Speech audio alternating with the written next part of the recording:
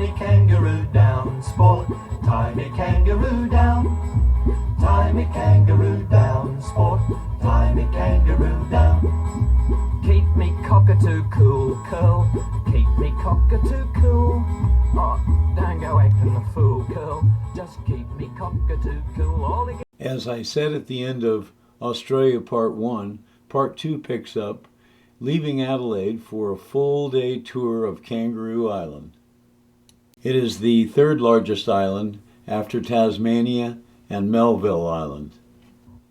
The island may have been populated by the Aboriginals as long as 16,000 years ago. Currently, the population is approximately 4,500 to 5,000 people. After a 70-mile bus trip from Adelaide, the video begins with a ferry ride to the island. We're underway, headed over to Kangaroo Island in the distance. I was very fortunate to have visited Kangaroo Island when I did. In 2019 and 2020, the fire has just devastated the island, burning almost half of it. Little raindrops from the window you can see, so I hope that it's nicer on Kangaroo Island. Met this very nice German girl who's right there in Chile. Britta.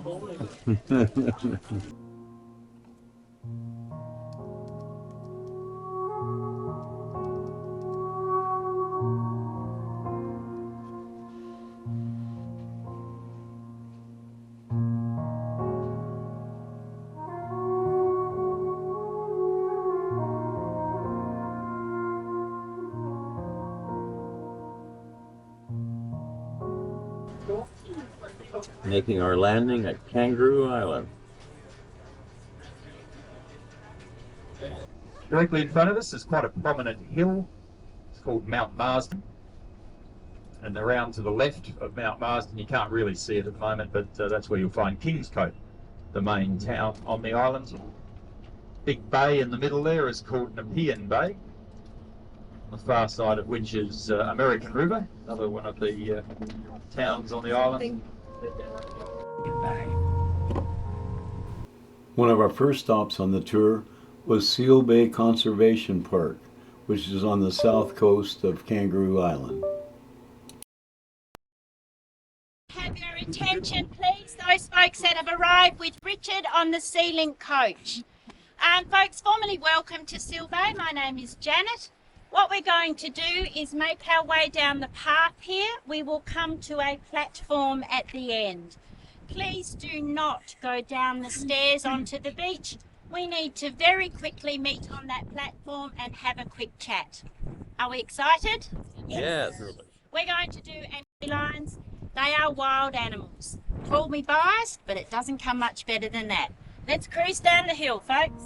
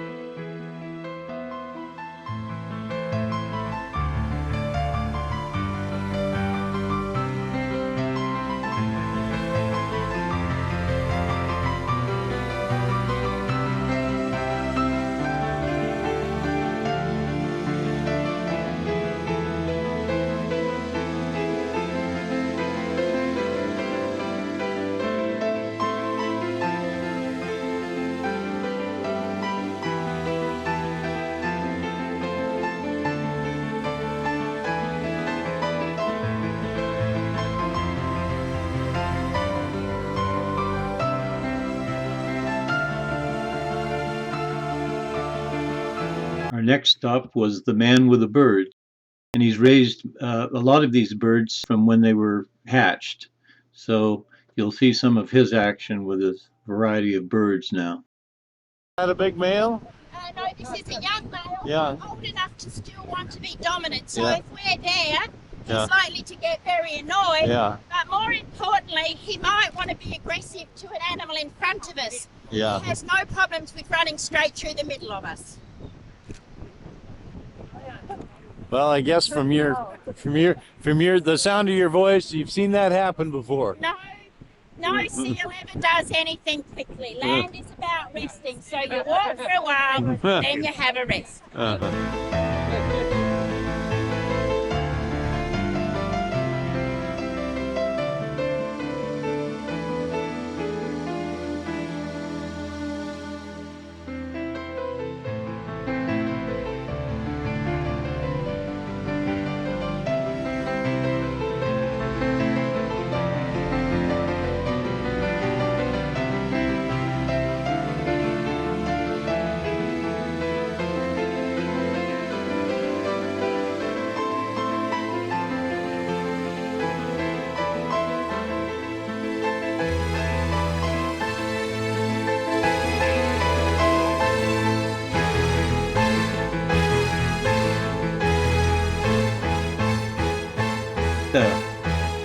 Showing off her talents as a bird person. You'll see her holding a bird in just a minute, and she's very calm. I'm proud of her.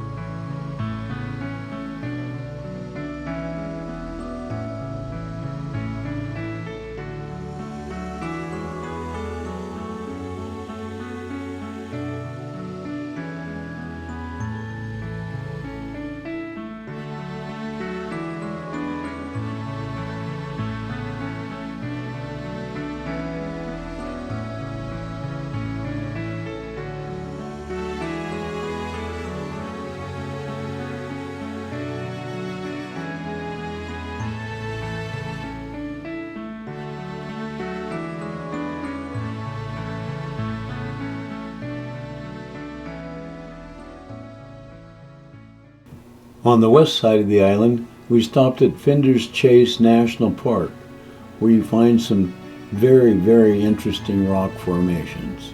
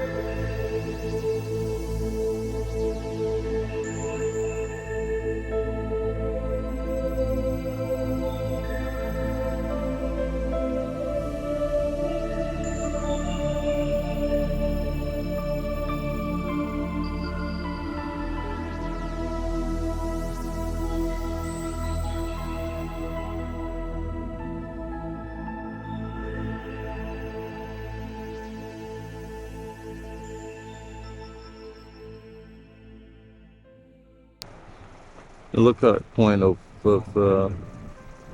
Kangaroo Island.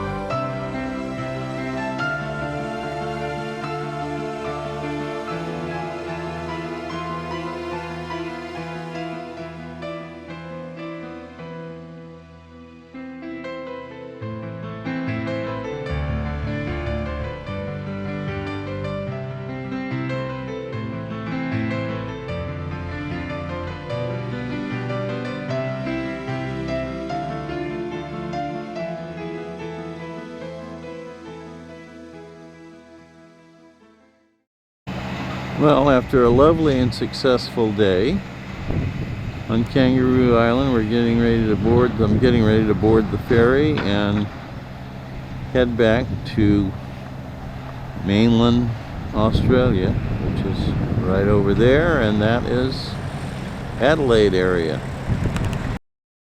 The ferry ride and then the bus ride back to Adelaide were filled with recollections of a beautiful day. Really enjoyed Kangaroo Island. Back in Adelaide, I prepared for getting up the next morning and flying to Perth. Adelaide Airport. It's the Qantas and JetBlue in the distance. This is their new airport. They made it one terminal out of two smaller terminals, and they service the international and the domestic flights out of here. It is February the 11th, Australia time, and I'm headed Adelaide to Perth. Well, here I am. Just arrived at Perth Airport from Adelaide. Beautiful flight on JetBlue. And this has certainly become my popular place to stop is immediately as soon as I get off the airplane, figure out how to get into town, and just usually a wealth of information about things to do and so on. Tourist information. Perth is the sunniest city in Australia, and a fellow I met on the plane said it reminds him of San Diego. I have arrived. Here I am at the dear old Perth YMCA.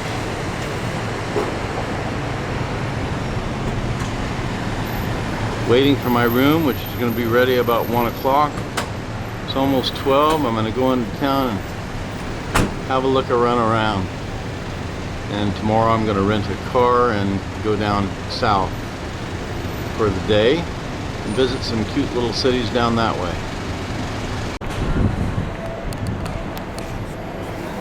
This is near the city center, and it's the city court yard, mall area, and various different shops and eating shops and so on. A beautiful, wholesome feeling, little quasi-cosmopolitan sense to it. Perth is renowned for its beaches and also its inner city Kings Park, and a clip of the Kings Park follows.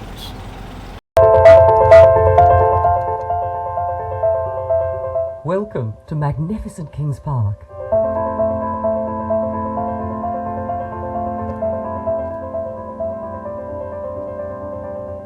For more than 40,000 years, Kings Park has been a meeting place for the Noongar Wadjuk Aboriginal people who gathered here long before European settlement in 1829.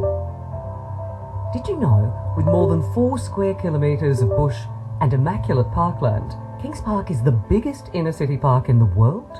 Perched high on Mount Eliza, you can enjoy the beauty of Perth City, the Swan and Canning rivers, and the Darling Range beyond. Western Australia has a rich botanical heritage, with more than half of Australia's plant species growing here, many of which do not grow anywhere else. On top of that, the southwest region of WA, including Perth, is Australia's only biodiversity hotspot, and that is rare.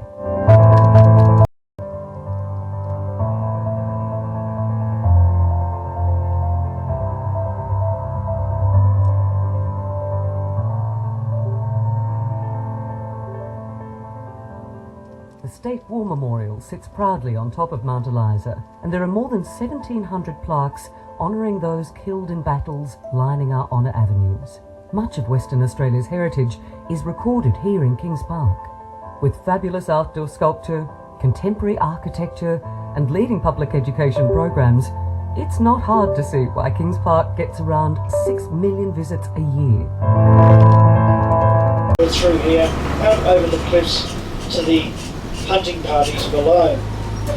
The Noongar community used to be hunters and gatherers until the white man came along and settled here. That is interesting. It's a pine tree growing out of the center of a gum tree. Some of it's just to do with technology. One of them is Ralph Sarich for the orbital engine that he developed here in Western Australia. Some of it's to do with fishing, some of it's to do with boating, like the Austral ships who build catamarans and that sort of thing for overseas clients. Some of the catamarans are being sent to places like Arabia and that sort of thing, around those Arab countries. Well, you get the idea. It was a full day's tour in Kings Park, hopping on and off the bus during the day. It was a wonderful day and a great experience with a lot of information. The next day, I rented a car and drove the Perth coastline, exploring all the beaches. It was a relaxing day with not much photography. But I sure made up for it that evening with an extended narration of my trip so far that I'd been meaning to do for a while. So just bear with me, will you please? I had to vent a little in front of the camera. Boy, this has been one hell of a trip, and I said I'll be damned if I'm going to do this whole trip without using that iPod that I That's the way I feel. That's the way I feel. The tripod that I bought along. So anyway, here it is, and this is the first time I've done this. The first time I've sort of done a personal narration, and anyway, it's probably high time. So many things have gone on, so much water under the bridge, and so much more to go. And I don't want to take a lot of time right now because I'm in Perth. I just rented a car, and I'm headed south to a few little towns, a couple of hours drive down the south coast. So I want to get the full advantage of that, but I've been I've been contemplating the idea of trying to lighten this load since I left New Zealand.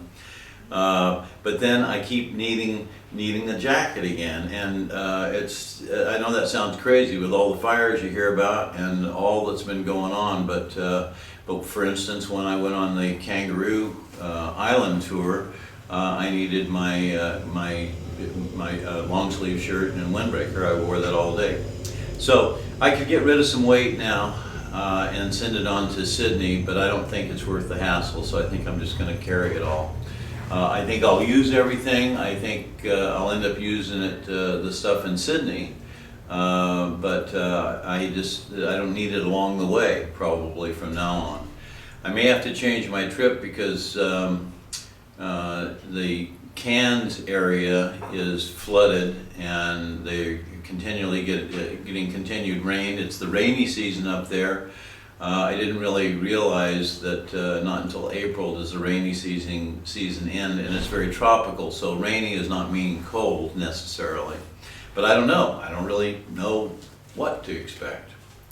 I'm very tired, but you know, the excitement of the trip and the excitement of the next town, the next stop, the next thing that's around the corner has a real adrenaline flow going for me, and so that's what's keeping me up. I try to stretch as much as I can and keep my exercise. I haven't been able to literally sit and meditate that much, except for when I'm on a bus or I'm traveling somewhere, except in the car, of course.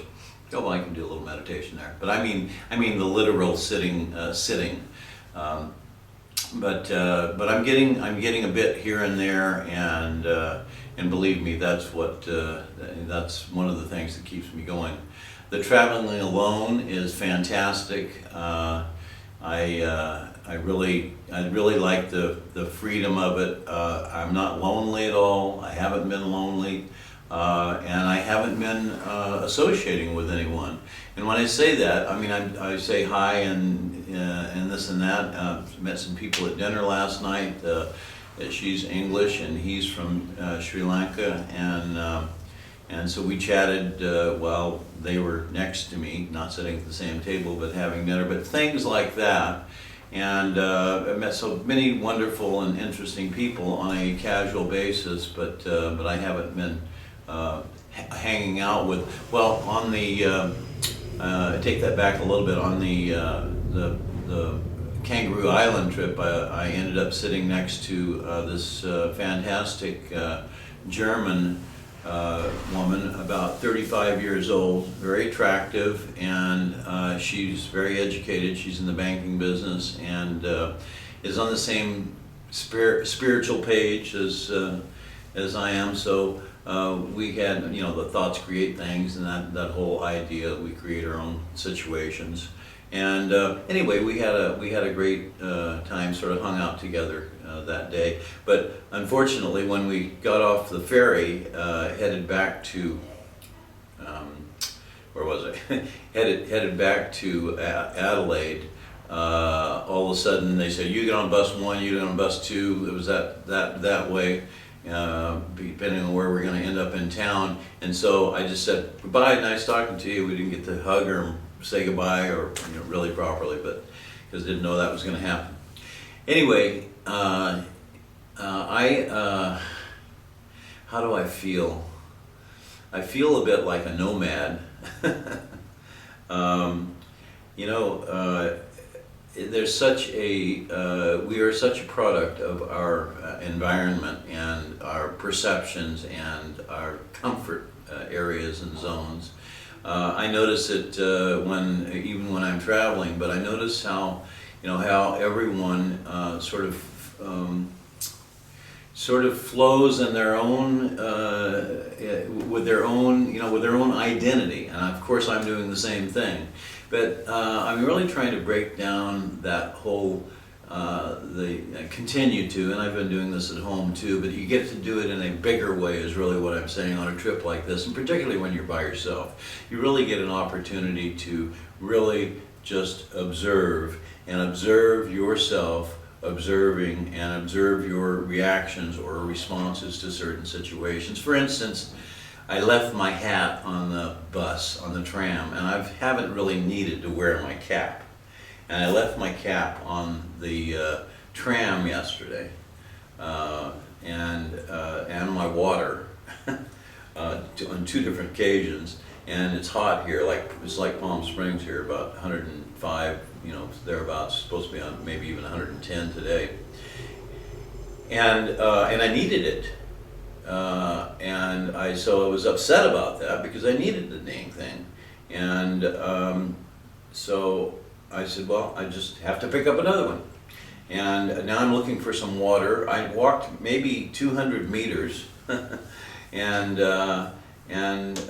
toward where I thought there might be a little store for some water, and lo and behold, there's a little store with caps. I bought a cap. That didn't last 7 minutes, and here's my new Perth hat. So that's the way things go. Anyway, I have this many stories like that. And you know what? I can't record them all. I haven't had. I'm moving along so quickly that I can't record all the stories.